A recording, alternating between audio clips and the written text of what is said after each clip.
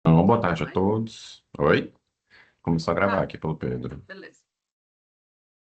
Então, mais uma vez, boa tarde. Sou Guilherme, sou diretor aqui da área de avaliação e estatísticas institucionais do DPO, departamento não, Decanato de Planejamento, Orçamento e Avaliação Institucional. Estou aqui com a minha equipe, a Juni, que é a coordenadora de avaliação, o Pedro, que faz todo o apoio aí da CPA, a Rosana é presidente da CPA, está aqui também junto com a gente. Geralmente o pessoal do DEG vem também, mas a Harineide, acho que vocês já conhecem, né? Harineide, né? Tá, a nossa procuradora institucional. Ela está de férias, então não vai estar acompanhando, mas é sempre é sempre um bom contato, né? Tanto aqui da DAI quanto aí no DEG. Então a ideia hoje é falarmos um pouquinho sobre nosso trabalho da DAI, né? DAI junto à CPA. Então, a gente vai fazer uma breve apresentação, né, do nosso sistema de autoavaliação. Júnior vai começar, né, dessa parte. Vamos falar um pouquinho ali da consulta à comunidade acadêmica, com alguns dos resultados da unidade de vocês. Depois, relembrar ali um pouquinho os indicadores de qualidade de educação superior, que é algo, né, que é sempre importante a gente ter claro os critérios pelos quais a gente é agente, né, instituição e curso, que somos avaliados. Depois eu vou falar um pouquinho sobre os outros produtos da DAI, né? Que a DAI faz ali na questão de egressos, evasão, falar um pouquinho do Jedi, enfim, né, dar uma pincelada. E aí, devido ao tamanho, né, da unidade, né, vários cursos, a gente escolheu trazer algumas informações mais específicas. Então, a gente não vai ser extensivo, né, no sentido de falar sobre tudo, de todos os cursos. Então, né, a cada pauta nossa, a gente vai falar de um ou dois cursos, né, só para mostrar um pouquinho de como está o relatório, né, de que informações a gente tem. Mas todas as informações que a gente vai trazer aqui, a gente vai também depois disponibilizar para vocês. Então, os relatórios, né, os estudos, os links, né, muitas das informações já estão publicadas, então isso está nos nossos sites. Então, não se preocupem, tá? No sentido de que tudo isso vai ser disponibilizado e a gente vai falar um pouquinho só para não ficar muito cansativo a apresentação aqui hoje.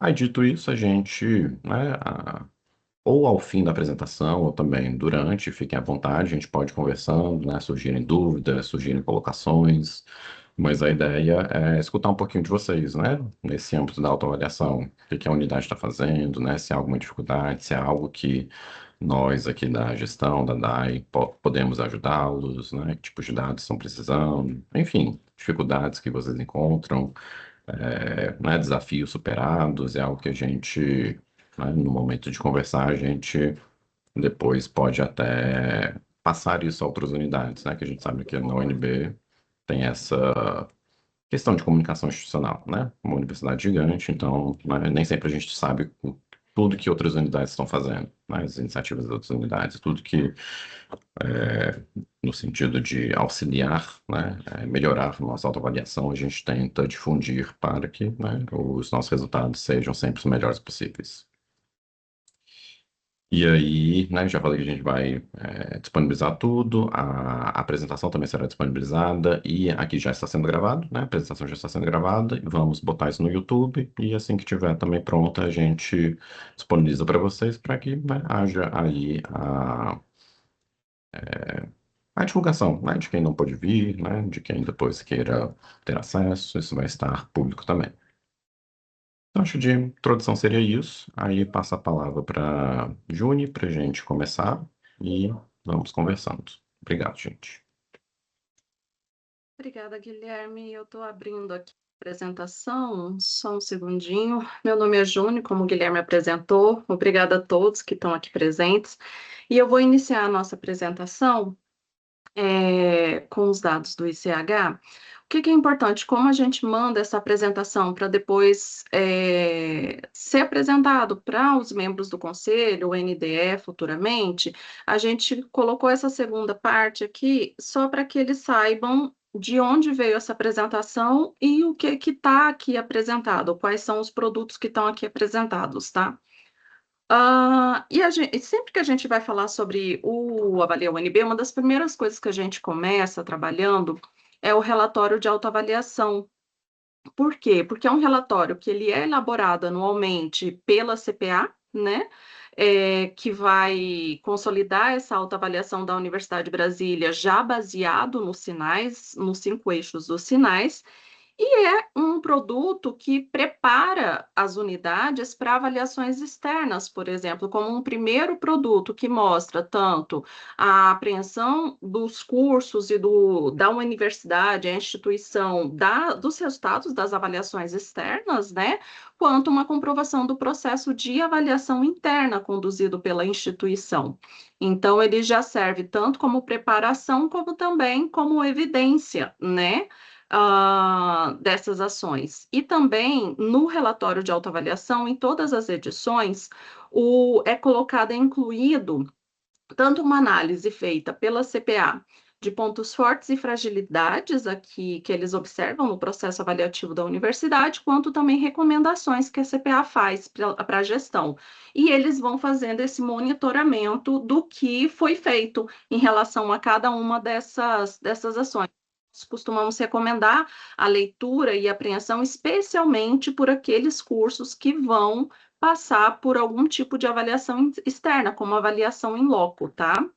Seguindo em frente, eu vou apresentar para vocês aqui a consulta comunidade acadêmica, já é uma consulta que é realizada há 12 anos na universidade, a primeira edição, ela foi em 2015, para avaliar o ano de 2014, foi é uma pesquisa institucional que já está bem institucionalizada, né, com uma boa participação da comunidade. Temos ali nos resultados avaliados itens em que a gente consegue monitorar a percepção da comunidade em relação a diversas áreas, então, e com itens que são adequados para cada segmento, então não é o mesmo instrumento para todos, tá? Docentes têm algumas perguntas específicas, técnicos têm outras perguntas específicas e discentes outras, tá? Então, tem essa diferença entre esses segmentos. Além disso, a gente, há alguns anos, começou a conseguir emitir, devido ao crescimento da participação da comunidade, a gente tem conseguido emitir um relatório para cada unidade acadêmica atualmente. Então, o ICH mesmo, no próximo slide eu vou mostrar para vocês, já tem o relatório dele e ele já está disponibilizado. Então, vocês conseguem olhar o resultado da universidade e comparar com o do ICH. Então, entender tanto as percepções específicas ali da comunidade e ver se elas estão distantes ou não das percepções da comunidade da Universidade de Brasília, que aí todas as unidades, tanto acadêmicas quanto administrativas, né? Então, já está disponibilizado. O que é importante é que nós temos essa regra de confidencialidade para evitar rastreamento e identificação de respondente, nós só emitimos os resultados nas análises de unidades acadêmicas específicas, somente emitimos se tiver pelo menos 5 representantes, 5 respondentes com respostas válidas, tá?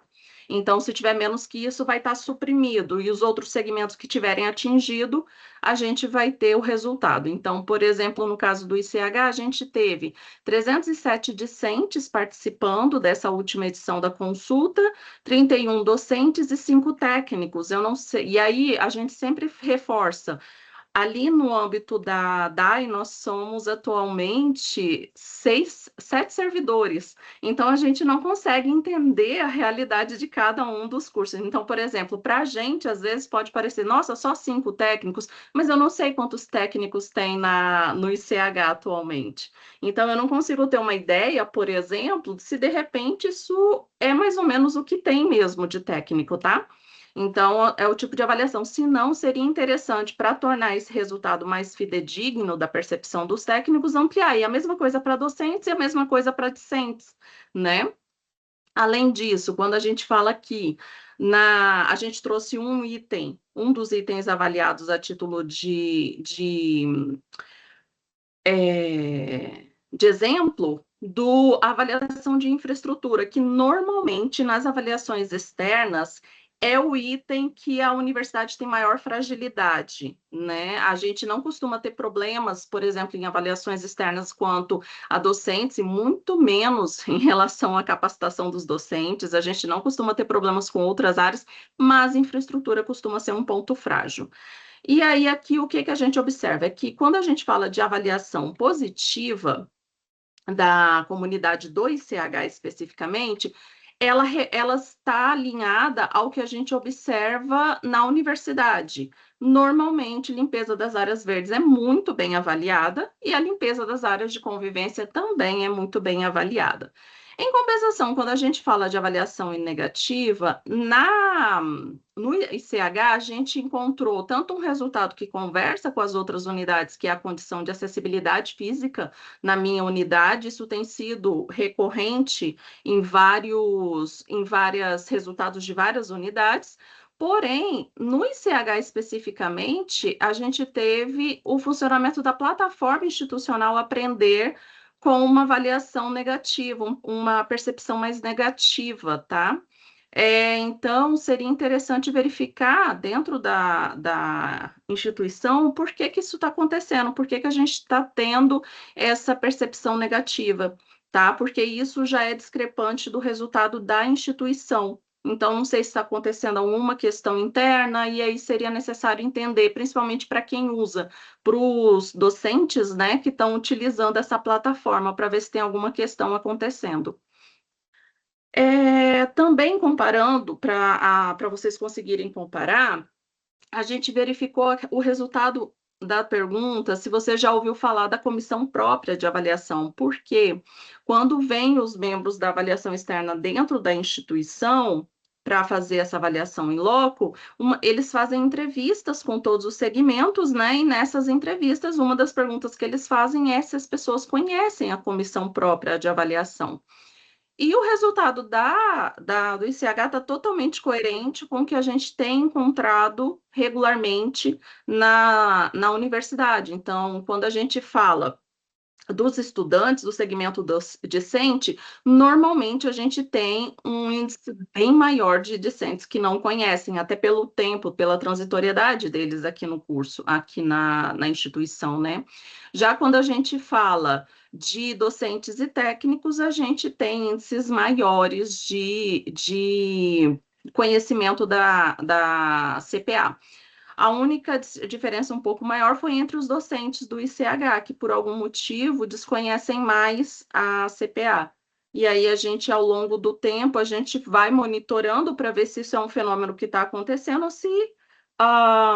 ou se é repetido, enfim, a gente vai monitorando esses locais para verificar se de repente a CPA precisa ter uma ação mais pontual em alguma unidade, né? Conversar sobre a possibilidade da CPA se apresentar, alguma coisa assim, ok? Seguindo aqui, a gente vai apresentar aqui um dos primeiros produtos, um produto que a gente lançou agora esse ano, que é um relatório com os indicadores de qualidade da educação superior ali do INEP. Por quê? Ao longo dos avalias, muitos docentes traziam para a gente uma dificuldade tanto de rodar os dados daqueles microdados do INEP, né, quanto de rodar para comparar o resultado com a área, com outras universidades. Então, o que a gente trabalhou?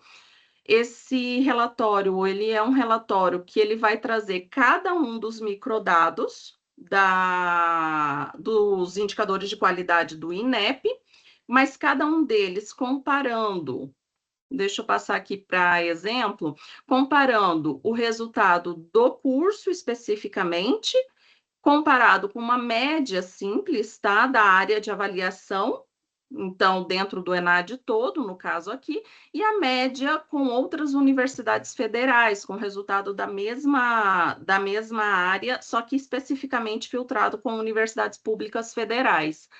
E o porquê que a gente escolheu isso? Para que tanto o curso consiga saber como ele está em relação à área, quanto entre os seus iguais, né? Para não correr o risco da gente ficar se comparando com cursos de universidades que talvez não tenham o mesmo tipo de perfil que nós estamos buscando aqui na universidade, né? Então, a gente começa pelo conceito ENAD, que é um conceito que ele vai expressar esse posicionamento do curso relativo ali dentro da área dele, né? Então, o desempenho, ele é calculado ali com base na formação geral e no componente específico do ENAD, dos alunos, e a gente consegue ter esse cálculo. Em todos os conceitos dos indicadores do INEP, eles são calculados por curso, seguindo o código EMEC. Então, todos esses resultados vão estar sempre pelo código EMEC, para o curso poder analisar. E para que ele seja calculado, é necessário que o curso tenha pelo menos 2 estudantes concluintes. Cursos que não tiveram alunos, ou que fizeram o ENAD, ou que o curso mesmo não realiza ENAD, ele vai ter somente a nota do conceito de curso, né? Que a gente vai falar mais para frente. Todas as notas todos os conceitos, eles são sempre parametrizados conforme essa tabela disponibilizada pelo próprio INEP. Há alguns anos essa tabela não muda, mas a cada edição é bom dar uma revisitada ali para ter certeza que ela não sofreu nenhuma alteração, tá? Então, aqui, esse primeiro curso que eu passei para vocês é o curso de Filosofia, licenciatura, turno integral, 443,62 é o código dele, tá? E a gente trouxe a título de exemplo, para que vocês entendam, só para vocês terem uma noção do que vocês vão encontrar. Então, a gente vê que nas edições, a gente conseguiu recuperar os dados de 2017 e 2021 desse curso, então vocês vão ter essa possibilidade de fazer uma análise mais longitudinal. Tudo bem que aí como ainda não saíram os resultados de 2025 completos até o CPC, a gente ainda não rodou a nova edição, mas rodando a nova edição deve sair, tá? E aí a gente verifica aqui tanto o salto que o curso deu, né, no conceito ENAD, entre as duas edições, e a gente percebe que foi um salto que supera tanto o crescimento do conceito na média da área, quanto o crescimento do conceito na média da área entre as universidades públicas federais. Tá? Então, a gente vê que o curso provavelmente deve estar tendo algum tipo de ação interna no âmbito do curso, né? E isso já está dando resultados. E aí, para cada um daqueles microdados que vocês precisam analisar aí no âmbito, principalmente ali do NDE e da própria coordenação de curso, né, e do colegiado, vocês vão encontrar já essa comparação pronta para facilitar a vida dos docentes, tá? Então, e como é um produto novo, a gente está super aceitando contribuições para que vocês digam para a gente se vocês precisam de outro tipo de análise, tá? Que a gente possa rodar de forma automatizada ali no âmbito da coordenação e da diretoria, tá bom? Seguindo aqui o curso de Geografia, licenciatura integral, o curso 44366, o que a gente encontra nele? A gente conseguiu recuperar esses 2 últimos resultados, tá? A gente teve o ENAD contínuo, o conceito de ENAD contínuo dele manteve, né, no curso, sendo que, quando a gente olha a média da área da avaliação, o curso, a área, ela teve uma pequena queda ali nesse conceito, né?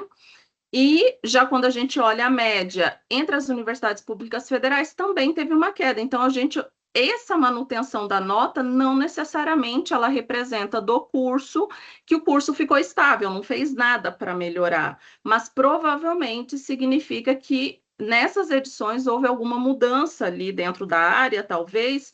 Então, aí, essa é a parte que a gente precisa que vocês peguem o relatório e trabalhem eles, e vão verificando o que aconteceu, né? E como seguir aprimorando cada vez mais o curso. Seguindo aqui para o indicador de diferença entre os desempenhos, que é o IDD, uma explicação rápida sobre o IDD é que ele tenta captar o que o curso adicionou ao processo formativo do aluno. Como não dá para a gente fazer uma prova ali no início do curso e no final, infelizmente, né?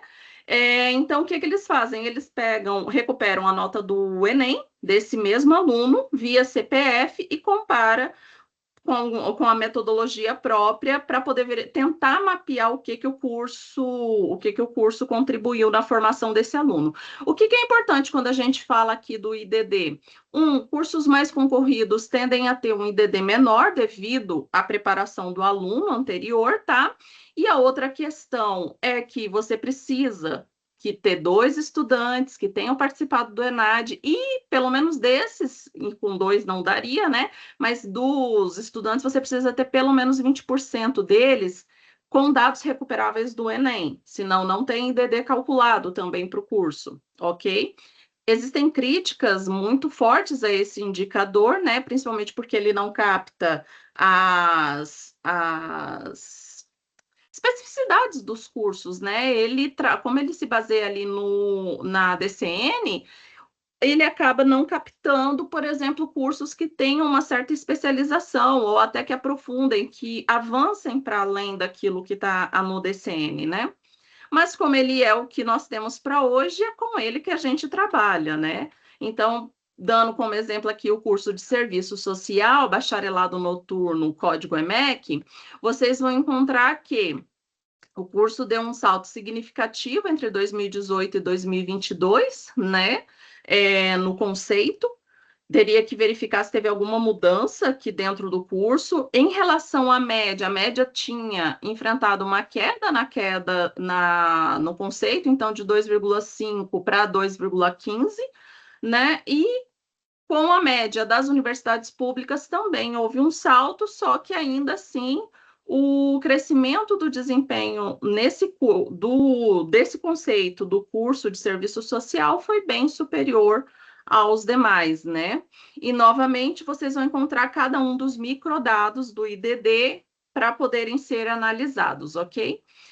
No curso de História, bacharelado, turno integral, a gente vai ter que a nota padronizada do IDD dele teve já uma queda, e aí teria que tentar entender o que aconteceu, né? Se teve uma mudança, de repente, de perfil de aluno.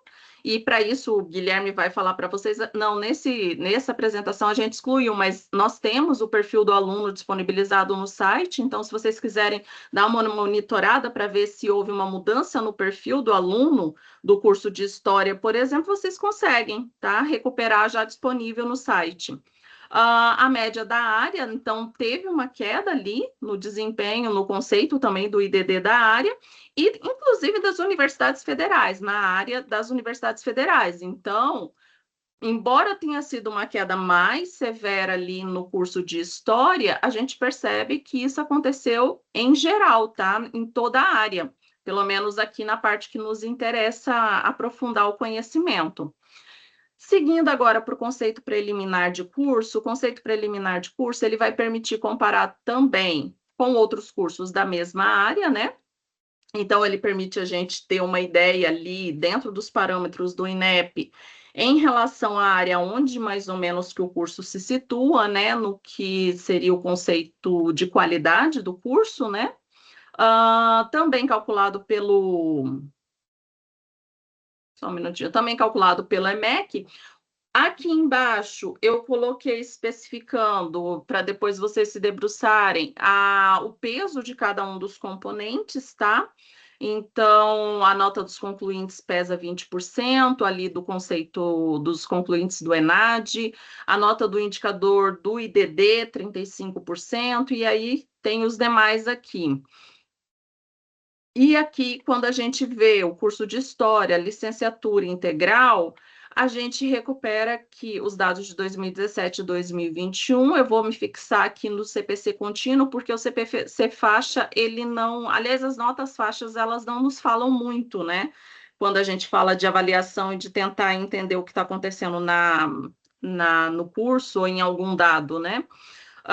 Então, o contínuo do curso teve um crescimento que se alinha ali com o crescimento que a gente identifica na área, mais ou menos o mesmo percentual ali de 0,1 alguma coisa, e o contínuo já em relação, quando a gente compara com a área das universidades federais, a gente percebe que o crescimento da área das universidades federais foi maior do que o que foi obtido pelo nosso curso aqui, né? Então, teria que novamente dar uma analisada para tentar entender o que aconteceu.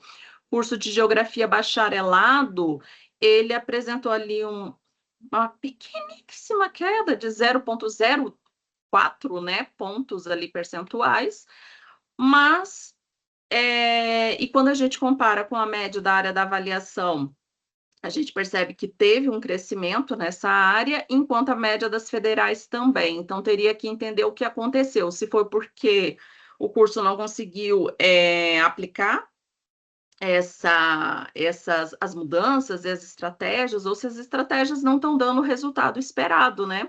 Que às vezes a gente faz ali um planejamento e o resultado não acontece do jeito que a gente estava esperando, não surte o efeito esperado, né? E finalizando aqui a minha parte da apresentação sobre o conceito de curso. Nesse relatório, a gente está incluindo os conceitos de curso a partir de uma análise ali dos relatórios e a gente lança dentro desse relatório, tá? O que é importante é que a gente coloca o resultado do conceito de curso da visita correspondente àquele ano, que saiu na nota daquele ano. Então, isso é importante para a gente poder não... Embora, por quê? Porque o curso de História, ele teve visita em 2024, mas eu lembro que o relatório não está com essa nota, porque essa nota ainda vai ser publicada, tá bom? Vai entrar em outro CPC.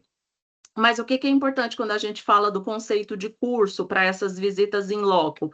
É que também é atribuído no código EMEC, e o mais importante é que o modo de cálculo dele muda bastante em relação aos outros conceitos. Enquanto os outros conceitos têm lá uma fórmula matemática bem mais complexa, quando a gente fala aqui do cálculo para o CC, ele é uma média simples ali interna no indicador, então cada um para ter a dimensão 1, 2 e 3, cada uma delas vai ser uma média simples, e o conceito final, que é a média das 3 dimensões, ela já é uma média ponderada dessas dimensões, tá? Com arredondamento, inclusive, que é feito diretamente no sistema. Os pesos, eles são diferentes, conforme o tipo de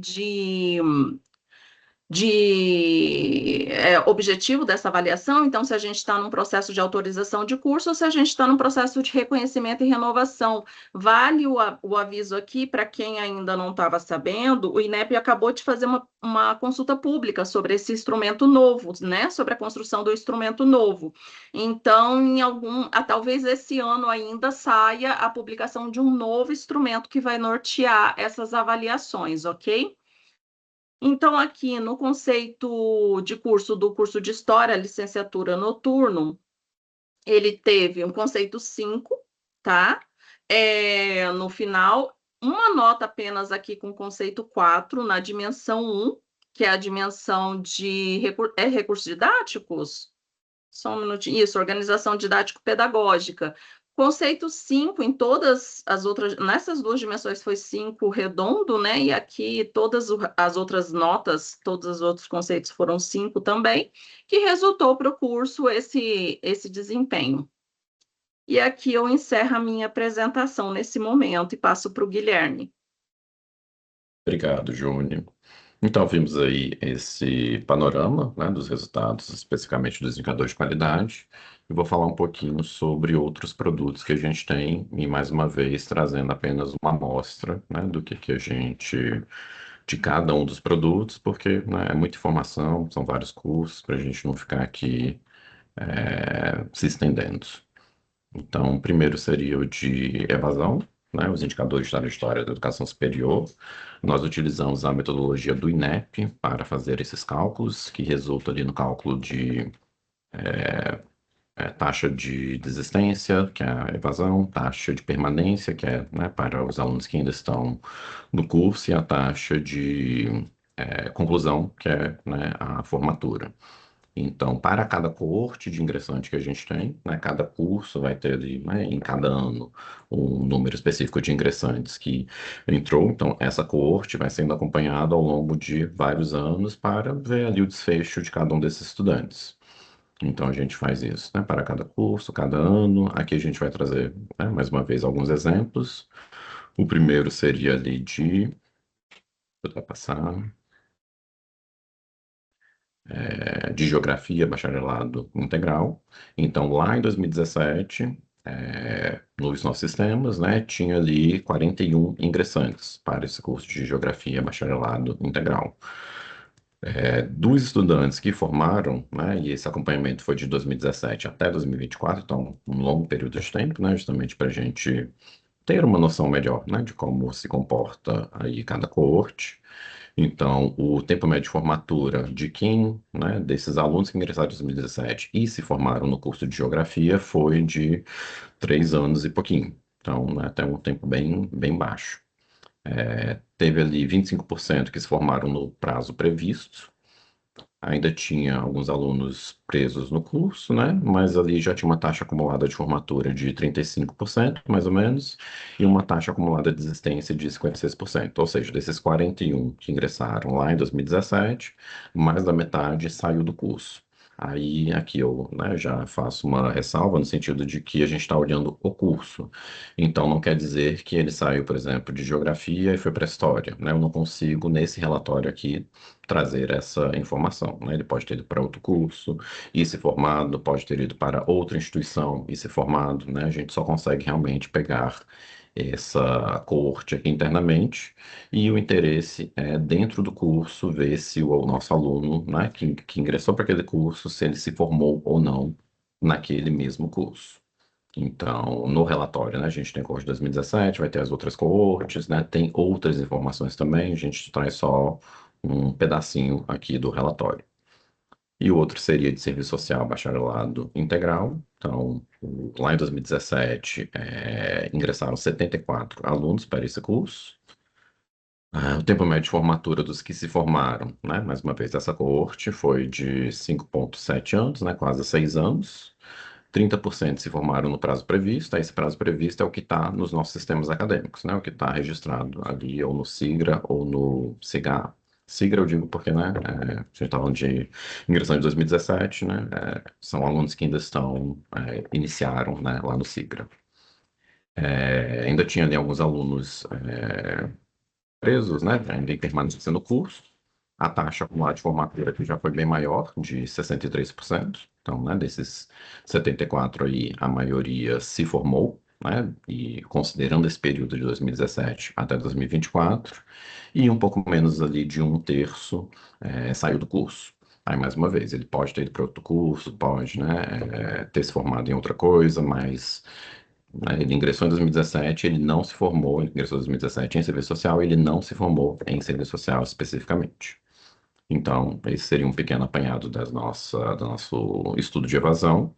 O próximo que a gente vai ver é o de reprovação em disciplinas. Então, pegamos ali os dados acadêmicos, né, administrativos do SIGA.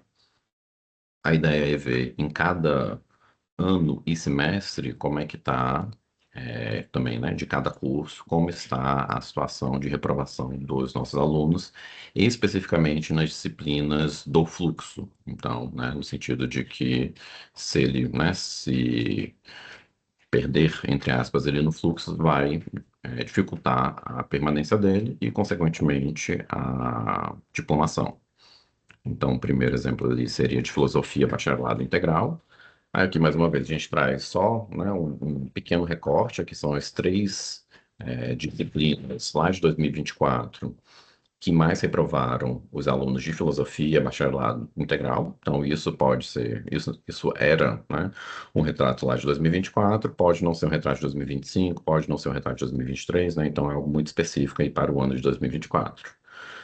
Então, os alunos de filosofia tiveram, né, um maior percentual de reprovação nessas três disciplinas: teorias filosóficas da linguagem, que está na posição 5 do fluxo, ética filosófica, que está no segundo semestre, e filosofia contemporânea, que está no quinto semestre. Aí tem os percentuais ali de reprovação: 18, 33, 14, mas tem bem pouquinhos matriculados, né? Então, isso é algo também a se considerar, né? Será que isso é relevante? Então, é uma análise que só o curso, né, a direção, o NDE realmente consegue fazer para ver se realmente tem algum problema ou não, né? Se tá ok, está, né, tranquilo. Aí é algo que vocês, né, têm muito mais propriedade para fazer do que a gente. E o outro ali, história, literatura é ótimo. História, licenciatura noturno. As três disciplinas que mais reprovaram foram História do Brasil, está na posição 4 do fluxo, História da África na posição 2, Introdução ao Estudo da História no primeiro semestre. Então, tem ali os percentuais, 26, 27, 13, né? Não é assim tão alto, né? Pelo menos em comparação a outras unidades que já visitamos, né? Chega ali percentuais de 50, 60, 70% às vezes. Mas é mais como não, eu comentei, é uma informação que vocês podem validar, né? Será que um quarto dos nossos estudantes estarem reprovando ali em História da África é aceitável, né? Tem algo a ser feito? Enfim, é uma discussão interna do curso que pode ou não ser feita, né? Dependendo aí da avaliação de vocês. Então, né, é um pequeno pedacinho aí do que a gente tem no relatório, só para mostrar um pouquinho, né? A próxima pesquisa é a pesquisa de egresso, acho que essa já deve ser um pouquinho mais conhecida, né? Temos aí já há alguns anos, né, divulgando nossa pesquisa de egressos, inclusive já temos, antigamente a gente fazia apenas para graduação, agora a gente tem também para pós-graduação, até para atender aí as demandas de avaliação externa. Então vemos ali a situação dos nossos egressos, e aí, quando a gente está falando de egressos, eu estou falando não só dos que se formaram na UNB, mas também os que saíram da UNB. Por que que a gente pega isso também? Porque a gente não consegue ver esse percurso fora da UNB, né? Então, às vezes, os professores, né, coordenadores, têm conhecimento de que os alunos saíram aqui da universidade e se formaram em outra. Então, isso já é uma informação, né, que diferencia ali os nossos egressos, mesmo eles não sendo formados pela UNB, né? Então, eles vão ter uma colocação ali no mercado de trabalho que se semelha a de um formado justamente por isso, né? Que ele também se formou, mas não internamente. Então, utilizamos os dados da RAIS. A última RAIS que a gente tem é a de 2023, e há limitação no sentido de que pegamos apenas os vínculos formais. Então, né, apenas quem tem carteira assinada ou é servidor público. Então, todos os outros tipos de vínculos, se ele é consultor, se abriu uma empresa, é PJ, todas essas opções, felizmente, a gente não tem acesso. Então, tem essa limitação que vai depender muito da área que a gente olha, né? Então, área de artes, área de saúde, né? Pedagogia, tem já uma precarização maior que, né, a RAIS não consegue capturar. Mas, né, é o que temos, infelizmente, no sentido de conseguir pegar aí o nosso egresso e ver como é que ele está no mercado de trabalho. Infelizmente, é só no mercado formal que a gente tem essa informação. Dito isso, também é um relatório bem completo, tem o perfil dos nossos egressos, dividido ali se ele formou, se ele não formou, onde é que ele está, no sentido territorial, se ele continua aqui no Centro-Oeste, se foi para outras UFs, a área que ele está atuando, que é a CNAE, né, Classificação Nacional de Atividades Econômicas, a profissão, o tipo de vínculo, se é CLT, se é estatutário, se é estagiário, enfim, né, temos muitas informações. Aí a gente traz aqui a principal, digamos assim, que seria da profissão, né, de onde que os nossos egressos que se formaram, por exemplo, no curso de geografia, estão atuando.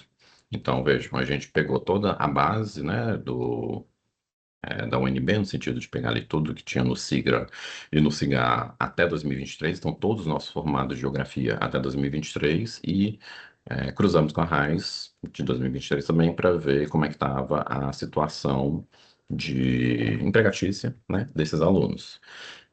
Então, trazemos aí as cinco principais profissões que tiveram, né, mais formados encontrados. Então, a primeira seria ali de professor de EJA do ensino fundamental. Encontramos 110 formados de geografia que estavam empregados nessa profissão. Aí tem a remuneração média ali de quase 7 mil, com uma variação. Professor de nível médio no ensino fundamental, com 80 formados, uma remuneração um pouco menor. Assistente administrativo, 67 formados. Professor de geografia do ensino fundamental, auxiliar de escritório. Então, né, essas seriam as cinco primeiras, né? Tem uma lista bem extensa, geralmente, né? Então a ideia é o curso, né, se debruçar sobre isso e se perguntar, né, isso faz sentido de acordo com o PPC? Né? É isso que são esses os profissionais que a gente está formando? Né? A maioria ali professor, então parece ok, né, mas assistente administrativo, auxiliar de escritório, né, enfim. É uma discussão que deve ser feita no âmbito de cada curso, cada NDE, na direção, para ver se faz sentido, né? Se nossos egressos que se formaram em determinado curso estão ali realmente bem empregados, né? No que se esperava, de acordo com o curso. E aí nós temos, né, essa evolução aí da remuneração. Então, à medida que nossos egressos, os formados especialmente, adquirem experiência, né, estão mais tempo no mercado de trabalho, a gente espera que eles tenham também uma remuneração maior. Então, aqui no curso de Geografia, a gente vê que isso também acontece, né, ao longo ali do aumento dos anos de experiência. Então, a remuneração média dos nossos egressos aumentou, o que é, né, esperado que a gente realmente gostaria que acontecesse, e isso está acontecendo. Aí, mais uma vez, isso aqui é uma média, né, então não quer dizer, né, que vai realmente acontecer, mas é algo interessante de se ver que, né, no geral, está sendo atendido aí. E aí, o segundo exemplo seria de filosofia e licenciatura. Então, mais uma vez, pegamos todos os nossos egressos de filosofia e licenciatura que se formaram aqui na UNB e olhamos lá na Rádio 2023 como é que está a situação de vínculo empregatício formal deles. Então, a maioria ali estava como professor de nível médio no ensino fundamental, com uma remuneração média de 3 mil, um intervalo de confiança ali, professor do EJA, assistente administrativo, professor de filosofia, professor de ensino superior. Então, a maioria está ali na área de professor, né, como acredito que se esperava, mas, né, talvez olhando um pouquinho mais a lista, tem outras profissões que não eram esperadas, enfim, né? Então é uma análise que só o curso realmente consegue fazer para dizer se isso está aderente, né, ao PPC do curso. E a evolução da remuneração também tem ali uma inclinação positiva, né, digamos, no sentido de que aumentando os anos de experiência dos nossos egressos que se formaram em filosofia e licenciatura, eles em média estão também recebendo mais, né, apesar de ali no final ter uma variação muito alta. Mas né, é também um curso que não tem, a gente não achou muitos egressos, isso prejudica um pouquinho a análise também. Então, né, uma pequena amostra do que a gente tem nos relatórios de egressos, tá? Tem muitas outras informações só para despertar o interesse, digamos assim. E para a gente finalizar nossa parte aqui, né, para depois abrir para contribuições, para a gente conversar um pouquinho, falar sobre o GEDAI, que é o nosso Escritório de Gestão Estratégica de Dados Acadêmicos e Institucionais. Então, essa é uma iniciativa nossa, junto com o BCE, junto com o FCI, de ter painéis com informações já prontamente disponíveis, né? Começamos ali com graduação e pós-graduação, então tem os dados dos nossos alunos, né? Dá para filtrar por unidade, dá para filtrar por curso. Ali a gente consegue ver perfil de ingressante, de formado, de matriculado. Então, né, várias informações já padronizadas e tratadas para consumo, né, não só da gestão, mas para estudantes, professores, técnicos, quem quiser. São painéis abertos. Painel da extensão também, que é o que a gente está até trabalhando mais agora, né, com algumas informações sobre perfil dos extensionistas, tanto os alunos quanto os professores. O painel de recursos humanos, mostramos lá o perfil de professores e técnicos administrativos, também dá para filtrar, né, por unidade, fazer algumas agregações. Temos vários painéis de produção intelectual, então vindo ali de bases diferentes, né, Scopus, Lattes, Sucupira e OpenAlex. Então, diversas informações bem interessantes não só para o curso, mas para a unidade também. E temos diversos outros que, né, a gente está aí tentando expandir ao longo do tempo, que seria ali o de teses e dissertações, né, ligado ali à nossa produção de teses e dissertações especificamente. Tem os painéis de rankings também, que é algo mais para gestão, mas também, né, está disponível. E estamos sempre trabalhando em melhorias, né, em validações. Então, por isso é importante também que vocês conheçam, que vocês usem para, né, se achar alguma coisa estranha, achar alguma inconsistência, conversar com a gente. No site tem o contato, né, para entrar em contato, para mandar alguma dúvida, porque são muitas informações, né, são muitos dados, então só com o uso desses dados que a gente consegue realmente melhorar, né, os painéis. A ideia é que isso facilite não só a nossa vida, no sentido de já ter ali, né, diversas informações, mas também para todos os nossos usuários se apropriarem disso e conseguirem ter um acesso fácil a todas as informações, né, basicamente, da universidade, acadêmicas e institucionais. Dito isso, acho que finalizamos, né, nossa parte. A gente deixa aí os nossos contatos, tanto os nossos sites quanto nossos e-mails. Como eu comentei, né, só para reforçar, essa apresentação e todos os relatórios que a gente falou aqui serão enviados juntamente com o evento em si, né, ou a gravação do evento, assim que a gente terminar e, obviamente, for postado lá no YouTube. Então, né, não se preocupe que isso vai ser depois disponibilizado para vocês, para, né, que seja divulgado dentro da unidade. Então, é isso. Abro aí a palavra, agradeço a todos e obrigado. Obrigada, Guilherme. Eu vou começar. Primeiro, agradecer, né? Eu acho que a parte de avaliação é algo fundamental. A gente está todo mundo em processo de rever os planos, os projetos pedagógicos, questões, né, desafios para as nossas profissões, para as licenciaturas, para as humanidades, que não é novo. Então, esse trabalho de avaliação é fundamental. Tá? Então, agradeço aí toda a equipe pelos dados.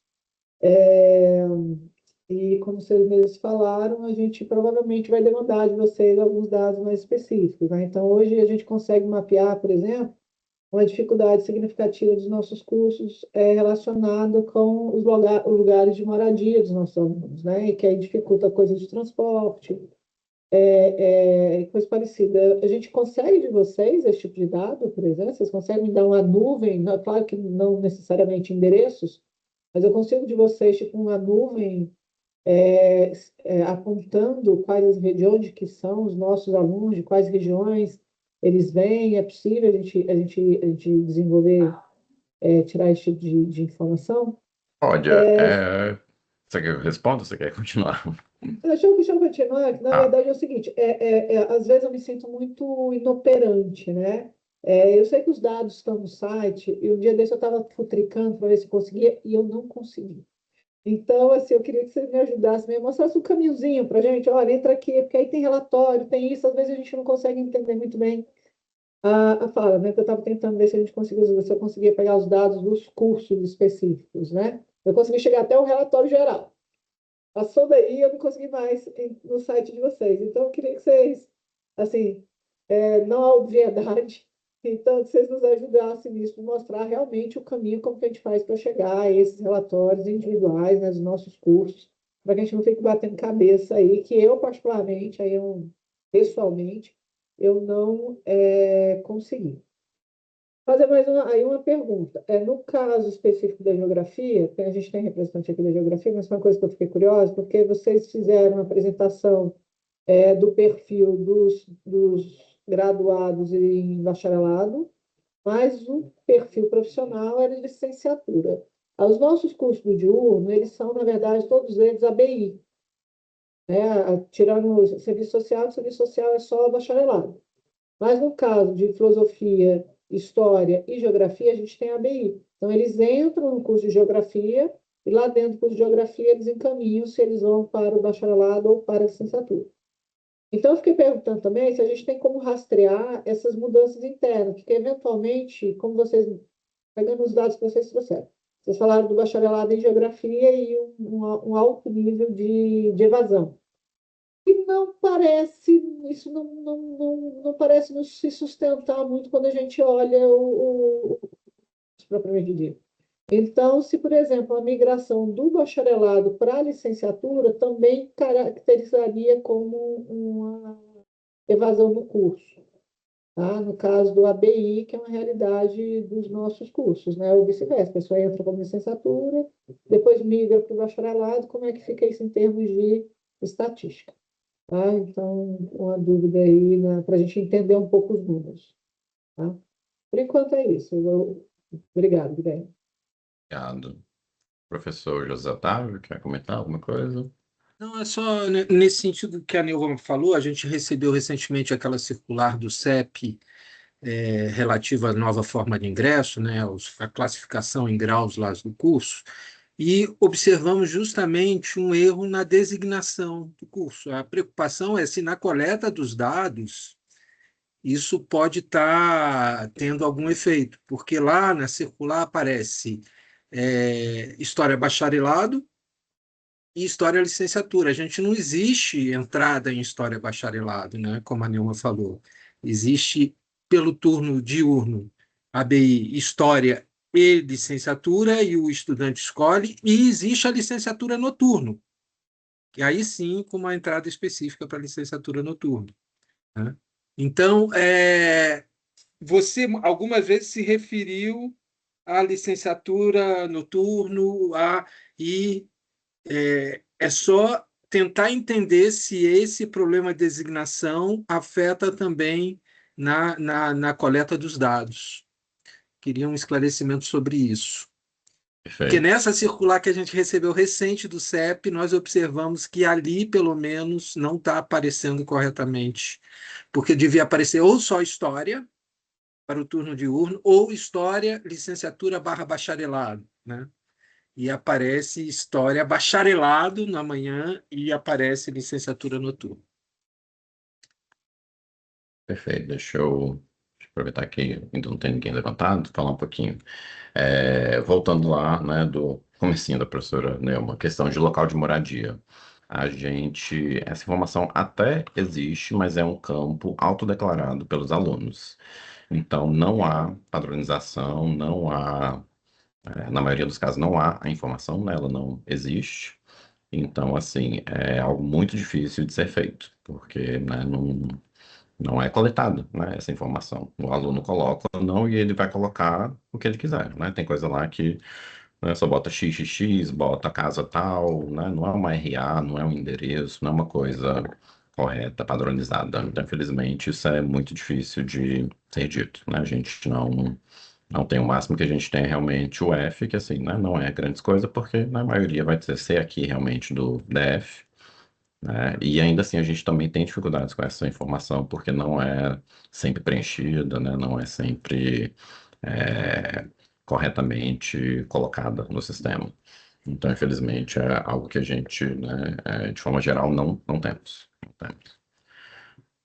Assim como outras informações, né? Se eu falar, né, começar a falar sobre isso, raça, cor, por exemplo, também não é obrigatória. Então, é algo que a gente não tem, e a gente tem muito problema com isso, porque nós temos diversas cotas, e as cotas exigem, né, a maioria, algum tipo de informação sobre raça. Então, às vezes não tem a raça, mas está na cota que é de raça, então a gente tem que imputar isso, né, que já é um problema, né, no sentido de dados, né. Então, temos diversas dificuldades com isso e com escola de ensino médio também, porque, né, é outra informação que também faz parte das cotas, né, também deveria ser obrigatória, mas não é. Então, não é exclusividade do local de moradia, né? Outras variáveis a gente também tem essa dificuldade de conseguir, né, informações de ter um dado confiável. Com relação ao site, acho que a gente pode fazer o seguinte também, porque a gente está também numa transição de sites. Então, a gente tem ainda o site de avaliação funcionando, né, o antigo, que estava mais organizado, e a gente está fazendo a transição dos documentos para o novo site, novo formato, né, que tem que ser o WordPress, lá, lá, lá. Então, ele não está ainda completinho. Então, né, se a gente for olhar ali a parte de egressos mesmo, eu acho que a Marília até já conseguiu colocar tudo, né? Já tem todos os relatórios, mas não dá para filtrar direito o ano certinho, né? Tem algumas dificuldades que a gente está trabalhando. Mas o que a gente pode fazer, pelo menos por enquanto, né, é também o que a gente vai fazer, no sentido de disponibilizar para vocês, mas tem também como a gente já colocar os links de onde vai estar cada coisa, né? Porque aí já facilita bastante, né? Que vai ser onde vai estar, assim que tiver organizadinho, já, já vai ser automático, né? Digamos assim. E a gente faz isso junto ao processo SEI também. Com relação, né, à ABI, essas mudanças, então, isso é um assunto sempre que a gente tem problemas há anos, porque essas ABIs, fora a ABI do agora FCTS, né, que é o Gama, fora a ABI lá do Gama, as outras elas não existem de verdade no nosso sistema acadêmico, no CIGA, né? Elas são artificialmente criadas por nós para informar ao censo. E o que é feito na SA? Eles automaticamente colocam os alunos em alguma das licenciaturas, algum dos graus, né? Ou bacharelado ou licenciatura, porque não existe a ABI, né? Então, aí isso o Henrique, né, o pessoal da SA pode explicar muito melhor para vocês, né, de como é feito. Mas a questão é essa, né? Fora o Gama, as outras ABIs, os alunos já entram em algum dos graus que a ABI tem, né, internamente. E para o censo, que a gente transforma isso em uma ABI, e depois esse aluno, após um ano, né, ele volta para o curso que ele já estava, né, ou que ele mudou ou não. Então, isso traz vários desafios. Então, se, né, a SA botou ele lá como licenciatura e depois ele, na verdade, queria bacharelado, isso vai ser uma evasão para a gente. Assim, não tem como a gente dizer que não é, porque, né, os dados estão dizendo isso. Então, a gente vai ter algumas dificuldades realmente nisso. Então, né, o que vocês viram ali de geografia, né, de às vezes estar com uma evasão muito alta, pode ser devido a isso. Entrou no bacharelado, né, mas na verdade ele era da licenciatura e só quando teve desfecho que geralmente também tem isso, né? A gente já viu só no fim do curso que o aluno, né, vê realmente qual que ele quer, aí ele muda, e quando ele mudou, ele foi, né, ele vai ser contabilizado como uma evasão daquele curso que ele originalmente estava. Então, isso é algo até que a gente, né, pode sentar para conversar, para ver, né, como é que a gente pode resolver isso, né, ver isso por ABI mesmo, né, tentar fazer esse grupo de, né, evasão, o relatório de evasão, eu digo, né, por ABI ao invés de por grau, né, é algo que a gente precisa do feedback de vocês para saber como proceder, porque o fato é que não existe a ABI, né, dos cursos de vocês, ela é criada artificialmente. Então, no sistema, ele já vai direto para alguma habilitação para algum grau.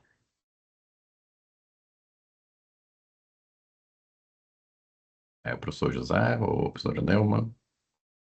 Guilherme, rapidamente, esses dados são colhidos a partir da matrícula, né? Porque eu vi ali você falando da dificuldade de ter dados sobre local de residência, ou raça, ou até nível de renda, né? Mas lembrando que Renda a nem gente tem. existe. Pois é, não, mas a gente tem um acervo gigantesco para poder ler isso. Uma sugestão, não sei se vocês já pensaram nisso, que é a matrícula do ingresso, os bancos de dados do Sebrasp. Essa é Porque outra lá, dificuldade. não, lá quando ele entra para se inscrever, ele tem que colocar o local de residência, né? Para onde ele vai fazer a prova. Pode ser que não bata exatamente com o local de residência dele, mas você tem ali um indicativo de residência. Você tem também de renda, porque ele pode pedir, né, a isenção, e tem de escolas públicas também, aqueles que são inscritos como cotistas de escolas públicas. Então, esses dados a gente tem para o ingresso na universidade, né? Não, é só uma sugestão, é um Não, universo claro. amplíssimo que se abre se você solicitar ao Sebrasp, né? Porque o Sebrasp é contratado pela Universidade de Brasília para realizar esses processos, mas os dados são da Universidade de Brasília. Os dados não são do Sebrasp, os dados são da Universidade de Brasília. Então, é só uma, uma sugestão até para a possibilidade de alargar aí a partir desses dados que vêm da inscrição nos processos de seleção, né? A gente vai ter talvez uma dificuldade agora com o SISU, mas o SISU é novo. Até o acesso Enem, PAS, o próprio vestibular da UNB, todos ele passa pela inscrição no Sebrasp. Era isso, Guilherme. Obrigado. Essa questão do Sebrasp é algo que a gente tenta há alguns anos, na verdade, né? Já teve algum momento que a gente conseguiu esses dados, depois não conseguiu mais, agora o DEG está em negociação de novo com relação a isso, parece que, né, vai ter sucesso, mas, enfim, historicamente é algo muito complicado e a gente não conseguiu ainda chegar a um ponto de acordo, digamos assim. Mas a gente sabe, né, que tem essas informações, a gente, né, inclusive, gostaria muito desses dados, mas ainda não tivemos um acesso, direto a isso. Coloco à minha disposição para intermediar, tá? Depois, se você Opa, quiser fazer contato comigo, eu coloco à minha disposição aí. A gente tem fornecido esses dados, estou falando agora pelo Sebrasp, assim, por exemplo, para a professora Juliana lá na direção de ingresso esses dados relativos a esses elementos. Eu acho que há uma abertura assim, para esses dados, mas depois a gente pode fazer um contato, Guilherme. Perfeito. Professora Neuma. Então, Guilherme, é porque essa coisa do ABI tá virando uma questão interna da gente, né? Porque a IBI é como os cursos foram formados, né? Então, e a existência dele é reafirmada a cada semestre quando nossos alunos fazem o ingresso no curso de História, por exemplo, no curso de História em ABI. Então, acho que quando você fala o sistema não tem, é uma invenção, na verdade, o sistema que está equivocado, né? Porque acho que entre alguns problemas do SIGA, que tem muitas vantagens, mas a gente também, que a gente teve uma necessidade, quer dizer, a opção que a universidade fez foi adaptar a universidade ao sistema e não o inverso, né? Então, acho que isso está trazendo alguns problemas muito significativos que a gente vai ter que resolver. E quando a gente passa a fazer um exercício de avaliação dos nossos cursos a partir desses dados, que a gente está discutindo modo de entrada, que a gente está discutindo evasão, isso se torna uma coisa muito grave. Porque, assim, a gente acaba que está tendo imagens muito distorcidas no nosso curso, muito distorcidas. Problemas que não existem, problemas que não são visualizados. Então, assim, eu acho que vocês, né, nessa missão aí, nessa função de pensar a universidade a partir transformar informações em dados, é o grande exercício que você faz, realmente a gente precisa sentar junto com a SAA, junto com as unidades acadêmicas, para tentar criar uma metodologia que seja mais, que traga um perfil mais próximo da realidade dos nossos cursos. Tá? Por quê? Porque se a gente começa a ter informações distorcidas, isso pode nos levar a pensar em reformas nos nossos cursos que talvez saiam de um falso problema ou de um problema abordado de uma forma equivocada. Então, acho que a gente precisa realmente sentar e ver, porque assim, me causou bastante estranheza, explicitamente aqui, o dado da geografia, porque, como eu disse, não é o que a gente enxerga dentro do curso. Esse nível de evasão, nos termos que foram colocados aí, né? Então, obviamente um dado que está distorcido. Então, a gente precisa pensar numa metodologia em que aproxime melhor, né, a realidade dos nossos cursos e os dados que são construídos a partir deles, tá? E a gente fica aqui à disposição, se a gente quiser sentar junto, a gente traz os nossos números mais cotidianos, que a gente consegue levantar, para a gente conseguir pensar junto, mas acho que é meio urgente a gente resolver essa questão da BI, tá? Ela está sendo maltratada e todos os cursos de licenciatura da Universidade de Brasília, criada, pelo menos até o Reúne, são no formato de BI. Então, você tem o IEL, você tem o ICS, as nossas, então, isso acaba que a gente está tratando de uma forma muito distorcida uma parcela importante dos dados da universidade. Tá? Então, é um problema aí que eu acho que a gente tem que enfrentar como problema. É isso. Professora Rosana, quer comentar? Boa tarde, colegas. Boa tarde, professora Neuma, professor José, demais colegas. Eu atualmente estou exercendo a função de presidente da CTA e eu queria, ainda dentro desse assunto da BI, com a instituição, né, do PED-MEI para as licenciaturas, está havendo uma discussão no DEG sobre as ABIs. Né? Então, professora, eu recomendaria que vocês procurassem a Arineide, que é a nossa procuradora institucional, para conversar com ela especificamente sobre essa questão da ABI, porque, como a professora mencionou, vocês estão fazendo esse movimento de reforma curricular e tudo, revisão, né? A gente também está fazendo, eu sou do Instituto de Artes, do Departamento de Artes Visuais, atuo na licenciatura, e a resolução de 2024, enfim, mudou novamente, e aí a gente tem até dezembro de 2027 para implementá-la. Então, novamente, vamos ter que mexer aí nos nossos currículos e aproveitar essa oportunidade e ter essa conversa com a Harineide para ver como que o DEG está encaminhando essa questão das ABIs frente à nossa adesão ao SISU por conta do pé de meia das licenciaturas, né? Então, eu acho que é um momento da gente conversar mais profundamente sobre isso, não só em relação aos projetos pedagógicos, mas como essa situação que você coloca agora, né? Dessa possibilidade de um enviesamento dos dados por conta desse artifício, né? Ingressou por ABI, então o sistema vai, joga os alunos ou em bacharelado ou em licenciatura, e não segue exatamente a escolha dos estudantes depois de um ano de curso. Então, eu acho que é uma temática que envolve, com certeza, a SAA, a Procuradoria Institucional, por conta desse tema do SISU e PED-6, e a DAIA, né, por conta do levantamento dos dados e do tratamento dos dados. Essa contribuição, e também fico à disposição, tá, professora, para auxiliar o Instituto no que for necessário. Obrigada. Só fazer uma observação rápida, a gente tem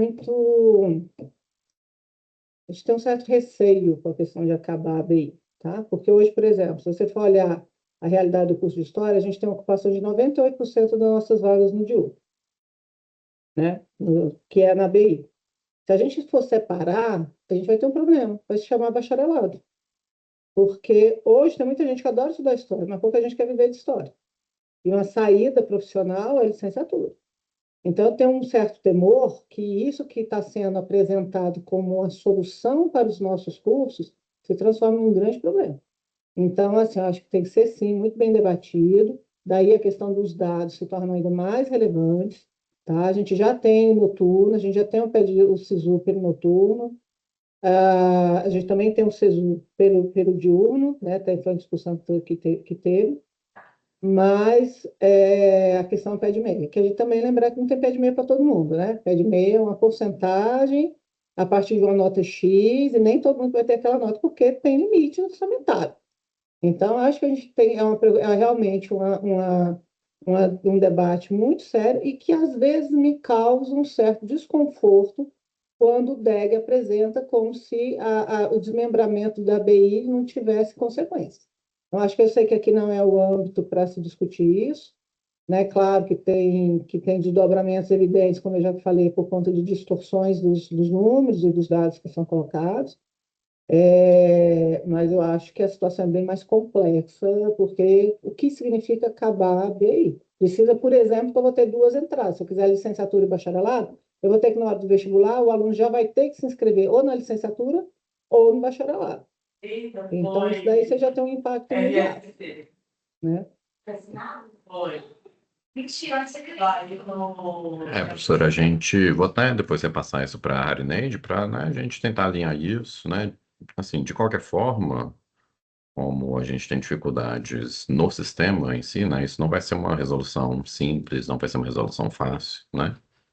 Mas a gente consegue ver isso internamente no sentido de tentar fazer algum ajuste quando a gente faz os relatórios, né? Para já considerar, não sei, conjuntamente, né, os cursos de ABI, e aí, né, só ver ao final no que ele se formou, para que isso não seja, né, uma evasão. Eu acho que a gente consegue internamente, né, no âmbito da DAI, ter alguma estratégia para lidar com isso. Mas é por isso que a gente precisa do conhecimento de vocês, né, no sentido de como que realmente funciona, dado as limitações do sistema que a gente tem, né, que já é registrado daquela forma, né, eu digo, DAI tem que lidar com isso, né, a gente não pode, né, fazer mudanças nesse sentido, mas a gente pode entender a forma, né, correta ali de interpretar esses dados para que isso gere um resultado, um relatório fidedigno para vocês, tá? Então, isso é, né, relativamente fácil de ser feito, mas isso não exclui as outras instâncias, né, de ações a serem feitas com relação a isso, né? A gente não acompanha, por exemplo, essa questão da licenciatura, de ser ou não ABI, né? Isso não é nossa instância mesmo, né, da Procuradoria Institucional, mas isso vai ter, sim, muitas consequências aqui para a gente, né? Porque se de repente não tiver mais ABI, isso vai quebrar todo o nosso fluxo no censo, porque a gente tem que fazer ABI, o aluno está lá na ABI, depois tem que tirar da ABI, enfim, vai gerar um enorme trabalho para a gente nesse sentido também, né? Mas é uma discussão aí que tem que ser feita. Então, né, nos colocamos à disposição aí para isso. Se quiser, a gente pode depois agendar uma reunião para tentar encaminhar isso. Mais alguma contribuição, algum comentário do pessoal, os outros professores? Acho que é isso, Guilherme. A gente fica aguardando, então, o material com os dados mais, que aí a gente vai ter acesso aos dados por curso. A gente aqui tem representantes das chefias, MDEs, então a ideia mesmo é que isso seja trazido para as coordenações e NDE, a gente fez questão de convidar, para nos ajudar nesse momento agora aí de finalização dessas revisões curriculares, né? Como a professora Rosana falou, agora a gente tem uma nova margem, mas nós fizemos um pacto interno de resolver isso no próximo semestre, para não esperar ano que vem, né? E essa angústia que nos persegue aí há anos atrás dessa norma, né? Então, é um momento crucial, inclusive eu cheguei a ter essa conversa com coordenações, da importância desse encontro, da importância desses dados que vocês vão trazer para a gente, para nos ajudar a pensar nos nossos cursos e possíveis alterações. Tá? Então, eu agradeço o trabalho de vocês e fico no aguardo, então, dessa documentação. Tá? Perfeito. E vamos fazer nosso trabalho interno aí, para a gente ter certeza, vamos usar isso. Maravilha. É isso que a gente quer. Então, muito obrigado, gente, né? Depois a gente vai disponibilizar tudo na apresentação, a reunião, os documentos, tá? Vai ser enviado por e-mail, e aí qualquer dúvida, qualquer pedido, a gente está também à disposição aqui, não só a DAI, como a CPR também, e falando em nome do DEC também da Procuradoria. Ok. Tá Muito bom? obrigada. Obrigado, gente. Boa tarde. Boa tarde. Obrigado.